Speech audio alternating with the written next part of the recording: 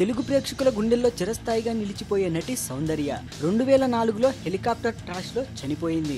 చనిపోయే ముందు వరకు జేఎస్ రఘు సౌందర్యకు చాలా కేరింగ్ హస్బెండ్. చనిపోయాక మాత్రం కనిపించడం మానేశారు.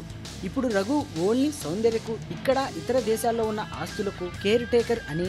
ఇక అప్పుడు ఫిలిం ఇండస్ట్రీలో గుప్పమన్న వార్త ఏమిటంటే సీక్రెట్ గా ఓ ఫ్యామిలీని మెయింటైన్ చేస్తున్నాడని. సౌందర్య పేరెంట్స్ కు ఎటువంటి సమాచారం ఇవ్వకుండా గోవాకు చెందిన ఒక అమ్మాయిని పెళ్లి చేసుకున్నాడని, అంతేకాదు గోవాలోని ఒక హోటల్లో ఇద్దరూ కలిసి గడిపారని, హోటల్ రికార్డులో కూడా వీరిద్దరు మ్యారేజ్ కపుల్ అని రిజిస్టర్ అయింది. బెంగళూరు రిపోర్ట్స్ ప్రకారం చర్చిలో 2010లో డాక్టర్ అర్పిత అనే మహిళతో పెళ్లయింది. కాకపోతే ఈ విషయం రహస్యంగానే ఉంది.